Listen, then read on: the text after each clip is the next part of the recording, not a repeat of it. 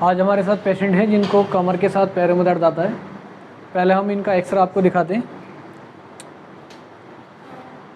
हमने सिंपली एक लाइन डाली है बिल्कुल सीधी वाली, और एक इधर डाली है पोस्चर पे, जहाँ पर हम देखेंगे कि जो स्पाइन है वो लेफ़्ट साइड को बेंडिंग हो रही है, जिसको कहते हैं एस्केलोसिस मेडिकल टर्म में।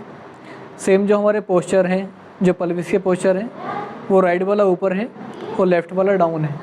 सिम्टम्स में पेशेंट को कमर के साथ सीवियर लेग में पेन है, और हमारे पास जब ये लेकर आए हैं तो इन्होंने बताया कि जितने भी डॉक्टर्स को इन्होंने दिखाया है सब ने इनको एक ही बात बोली कि आपकी रिपोर्ट नॉर्मल है, और इस बेस पे ये पिछले 5 या 6 महीने से कंटिन्यू दवाई खा रहे हैं, बट कोई भी रिकवरी नहीं मिली। जानते हैं पहले पेशेंट से, उसके बाद हम आपको इनका ट्रीटमेंट दिखाएंगे।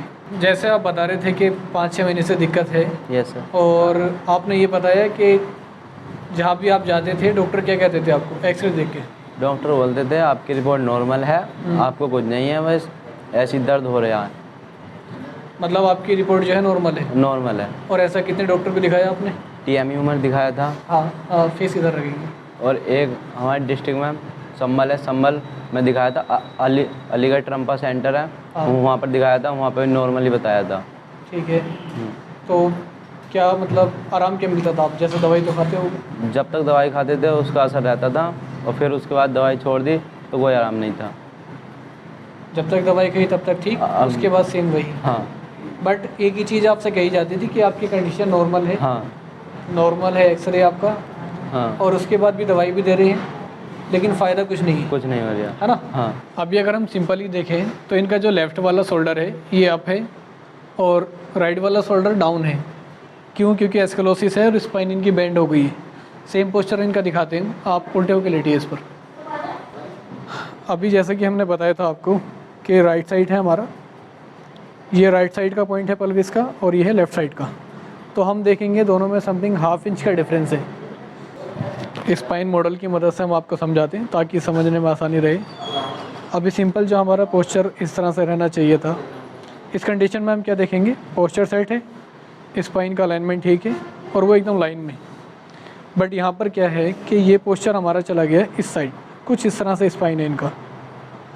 तो ये अप चला गया, ये डाउन, और यहाँ पर एक बेंडिंग पैदा हो गई है जिसको एस्केलोसिस कहते हैं। इसी की वजह से नफ्स के ऊपर कंप्रेशन आता है और पेशेंट को कमर में पेन आता है, और उसके बाद CRT का पेन लेग में शुरू हो जाता है। तो यह कह देना कि आपको कोई दिक्कत नहीं है और इसी बेस पे दवाई खिलाना, इससे पेशेंट का पैसा और टाइम दोनों ख़राब होता है। तो इसमें डॉक्टर की भी गलती है, जिनको बताना चाहिए था या फिर प्रॉपर एक्सरे को डायग्नोस करना चाहिए था। इन्होंने बताया कि सिर्फ रिपोर्ट देखी जाती थी और बोल दिया कि कुछ नहीं है। जैसा कि हमने देखा तो पोस्चर भी आउट है, अलाइनमेंट भी डिस्टर्ब है, और स्पाइन एस्केलोसिस है। हम इनका एडजस्टमेंट आपको दिखाते हैं। सांस लीजिए, छोड़िए, फिर से छोड़िए, फिर से छोड़िए। अब आप करवट लीजिए मेरी साइड।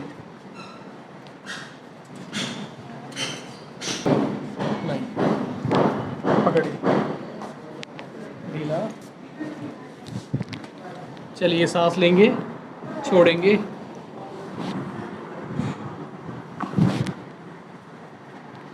फिर से सांस लेंगे, छोड़ेंगे,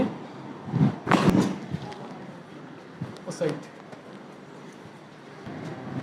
सांस लो, छोड़ो, ओके, सीधे।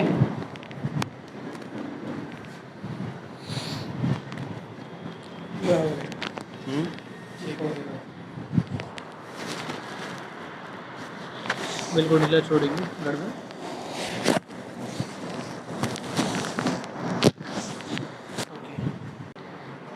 अभी जब हमने चेक किया था तो पॉइंट थे कुछ इस तरह से पल्विस के, और अगर हम देखें तो अभी अपनी जगह पर आ चुके हैं। पोस्चर ठीक है, जिससे वेंस का जो प्रेशर है वो कम हो जाएगा। अब आप उठिए और चलकर दिखाइए। उधर चल के दिखाएंगे थोड़ा सा।